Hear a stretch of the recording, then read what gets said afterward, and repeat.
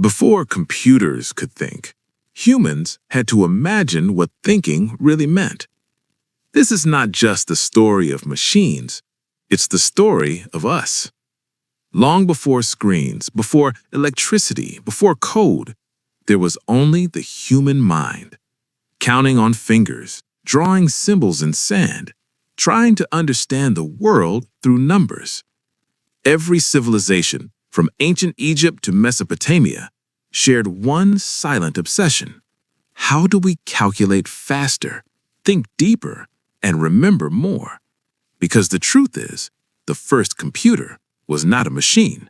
It was human.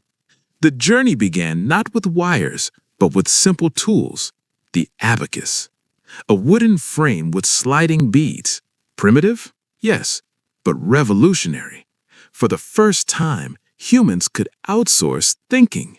They could store numbers, manipulate them, and solve problems faster than ever before. It wasn't intelligence, but it was a step toward it. Centuries passed, and then came a bold idea. What if a machine could calculate on its own, not just assist, but replace human effort? In the 1800s, a man named Charles Babbage imagined something extraordinary, a machine powered not by electricity, but by gears, the analytical engine. It could store data, process instructions, and produce results. Sound familiar? Because what he designed was the blueprint of every computer you use today. But even more fascinating was someone who saw its true potential. Ada Lovelace. She didn't just see a machine, she saw a future. A world where machines could create music, process symbols, even assist human imagination. She wrote what is considered the first computer program before computers even existed. Think about that. She wasn't programming a machine, she was programming the future. And then, nothing. For decades, the idea slept. Technology wasn't ready. The world wasn't ready. But the vision remained, waiting for the moment humanity would need it most. That moment came during war, World War II, a time of chaos, urgency, and survival. Nations needed faster calculations, code breaking, ballistics, strategy, and suddenly the idea of thinking machines became a necessity. Massive machines filled entire rooms, wires, switches, vacuum tubes glowing in the dark. One of the earliest, ENIAC. It didn't look like a computer, it looked like a machine from another world, but it could perform calculations thousands of times faster than humans. For the first time, thinking had a mechanical form. But one question changed everything. Can machines think? It was asked by Alan Turing, a man who didn't just build machines, he tried to understand intelligence itself. He proposed something revolutionary. If a machine can imitate human thinking, does it matter if it's truly thinking? This idea became the foundation of artificial intelligence. Computers were no longer just tools, they were evolving, becoming faster, smaller, more powerful. From room-sized giants to devices that fit on a desk, then in your pocket. The invention of the microprocessor changed everything. Suddenly, computers were no longer limited to governments or scientists. They became personal, accessible, essential. The world began to change quietly. Today, computers are everywhere. In your phone, your car, your home. They guide planes, power hospitals, connect the entire world. And yet, most of us don't even notice them. Because something else is happening. Something silent, something powerful.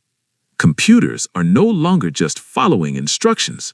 They are learning. And this raises a question we've never truly answered. If computers continue to evolve, at what point do they stop being tools and start becoming something else? In the next part, we explore how computers stopped following rules and started learning them. What if machines didn't just follow instructions, but began to understand them? What if intelligence could be created? For decades, computers obeyed. Every action, every output was controlled by human-written code. They were powerful, but predictable. Until something changed, a new idea emerged. What if computers could learn on their own? In the mid-20th century, scientists began exploring a radical concept: artificial intelligence. Not just machines that calculate, but machines that adapt, that improve, that evolve. Inspired by the human brain, researchers started building systems that could recognize patterns, make decisions, and learn from experience. Think about how a child learns, not from perfect instructions, but from trial and error, from mistakes, from experience. This is how AI began to learn, not by being told everything, but by discovering patterns hidden in data. The more data it consumed, the smarter it became. Data became the new fuel. Every click, every search, every image became a lesson. Quietly, invisibly, the world started training machines without even realizing it. This new approach had a name: machine learning. Instead of writing rules, humans began training systems, feeding them examples, letting them find answers. And suddenly, computers started doing things we never explicitly programmed them to do. Machines began to see, recognizing faces in photos, identifying objects in real time. They began to hear, understanding speech, translating languages instantly. And slowly, they began to understand context. Then came a breakthrough: deep learning, artificial neural networks designed to mimic the human brain, layers of digital neurons processing information, learning deeper patterns.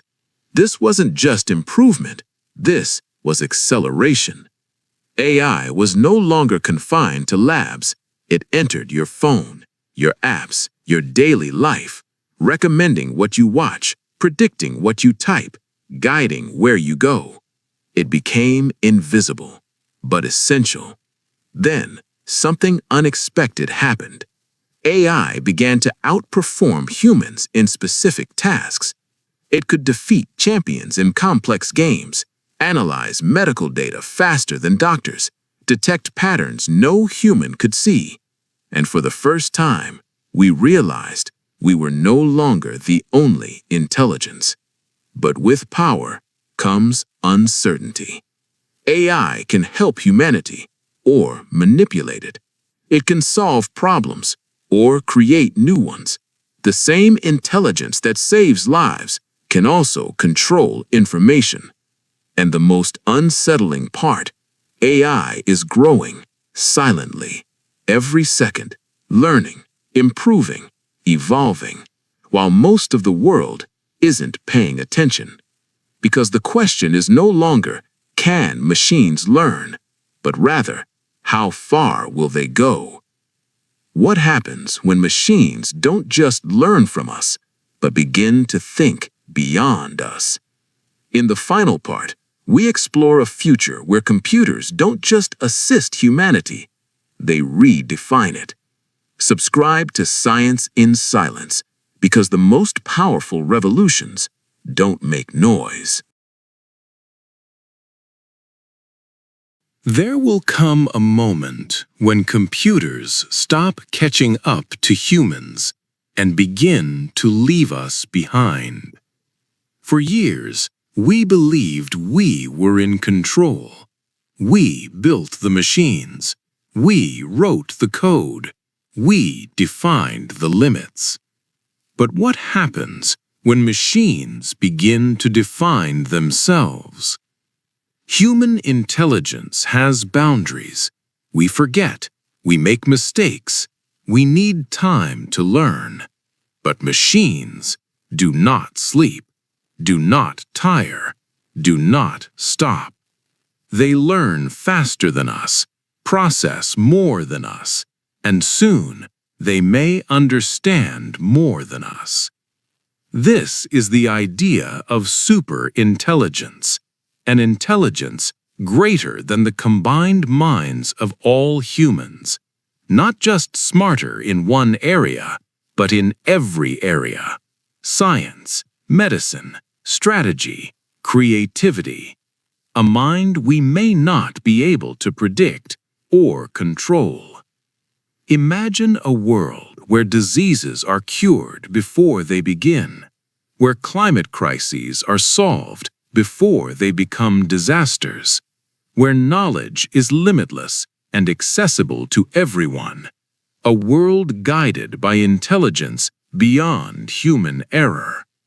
But there is another path, a future where humans are no longer needed to make decisions, where machines optimize everything without understanding humanity, not out of malice, but out of logic, cold, precise, unstoppable logic.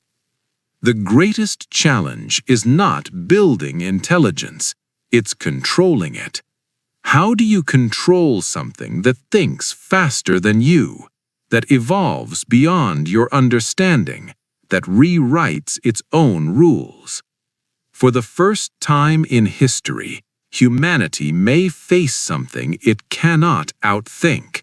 Not a war of weapons, but a war of intelligence, silent, invisible, already beginning. Or perhaps we don't compete. We merge, humans and machines becoming one, enhancing memory, speed, perception, a new kind of existence, neither human nor machine. And this leads to a deeper question. If machines can think, learn, create, and even feel, then what makes us human? The future is not loud. It does not arrive with explosions or warnings. It arrives silently, in updates, in algorithms, in systems we trust, changing the world without us noticing. Right now, somewhere in the world, machines are learning, improving, evolving, and with every second, the gap between human and machine grows wider. The question is not, will computers surpass humans? The question is, what happens when they do? Subscribe to Science in Silence, because the most powerful revolutions don't make noise. And by the time you notice it, it may already be too late.